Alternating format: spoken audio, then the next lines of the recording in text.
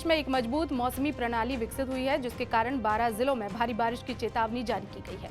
अरब सागर पर एक डिप्रेशन, बंगाल की खाड़ी पर एक डिप्रेशन और चक्रवात मोन्था कुल मिलाकर राज्य के मौसम को प्रभावित कर रहे हैं। इसके परिणाम स्वरूप गुरुवार को मध्य प्रदेश के कई हिस्सों में बारिश हुई। भोपाल, इंदौर और उज्जैन में तेज हवाएं चली, जिससे दिन के तापमान में गिरावट आई है। पिछले 24 घंटों के दौरान प्रदेश के भोपाल, इंदौर, उज्जैन, ग्वालियर, चंबल संभाग के जिलों में कहीं कहीं बारिश हुई है। वहीं नर्मदापुरम, रीवा, जबलपुर संभाग के जिलों में भी बारिश हुई है। शेष सभी संभागों का मौसम शुष्क रहा। पिछले 24 घंटों में अधिकतम तापमान उज्जैन संभाग के जिलों में 2.9 डिग्री सेल्सियस तक गिरे हैं। ग्वालियर, चंबल संभाग के जिलों में 3.5 डिग्री सेल्सियस तक बढ़े और शेष सभी संभागों के जिलों में तापमान में कोई परिवर्तन नहीं हुआ। मौसम विभाग के अनुसार शिवपुरी में 15.0 डिग्री, खंडवा में 17.0 डिग्री और राजगढ़ में 17.2 डिग्री सेल्सियस, खरगोन में 17.4 डिग्री, नौगांव में 19.0 सेल्सियस तापमान रिकॉर्ड किया गया।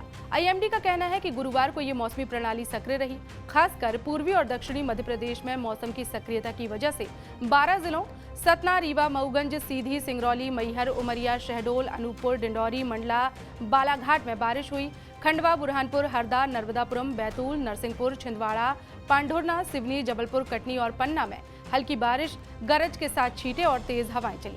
भोपाल, इंदौर और उज्जैन में भी सामान्य से तेज गति से हवाएं चली, जिससे दिन के तापमान में गिरावट आई है। अभी हम देख रहे हैं कि 2-3 दिन से लगभग बादलों की स्थितियां बनी हुई है, हल्की बारिश भी हुई है, तेज हवा चल रही है 8 से 10 किलोमीटर प्रति घंटे की गति से, जिससे न्यूनतम और अधिकतम दोनों तापमान कम हो गए हैं।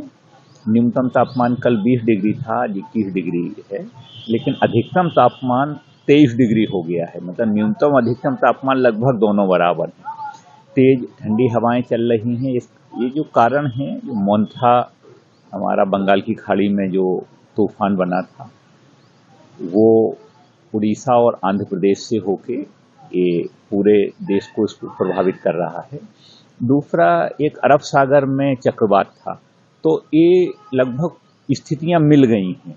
उसका प्रभाव और इस तूफान के प्रभाव से हम देखते हैं कि पूरे देश में घने बादल छाए हुए हैं। विशेषकर हम देखें मध्य प्रदेश, गुजरात, मध्य प्रदेश से लेके पूरा यूपी तक घनी बादलों की स्थितियां हैं, जिस कारण सूर्य नहीं निकल पा रहा है।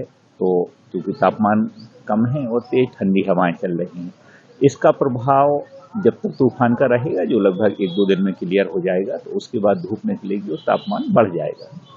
बूंदे भी सुबह से देखने को मिल रही है ठंडे में। हाँ, निश्चित है कि चूंकि बादल हैं, पर्याप्त नमी मिल रही है, तो बारिश की स्थितियां बन रही हैं। कई जगह हम देखते हैं कि तेज बारिश हो रही है और कुछ जगह ये है कि हल्की फुल्की बारिश, बूंदाबांदी, ये स्थितियां हो रही हैं। हालांकि मानसून आधिकारिक तौर पर मध्य प्रदेश से विदा हो चुका है, लेकिन इन मानसून पश्चात प्रणालियों के कारण बारिश जारी है।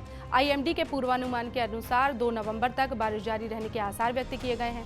मौसम विशेषज्ञों का अनुमान है कि नवंबर से ठंड बढ़ेगी, जो जनवरी तक रहेगी और संभवतः इस साल फरवरी तक जारी रहेगी। आगामी सर्दी 2010 के बाद से सबसे कठोर सर्दियों में से एक हो सकती है, जिसमें पूरे राज्य में तापमान कम से कम और औसत से अधिक बारिश होने की उम्मीद है। दक्षिण पश्चिम मानसून मध्य प्रदेश से पूरी तरह विदा हो गया है। इस वर्ष ये 3 महीने 28 दिन तक सक्रिय रहा। 16 जून को राज्य में प्रवेश किया था और 13 अक्टूबर को वापस चला गया।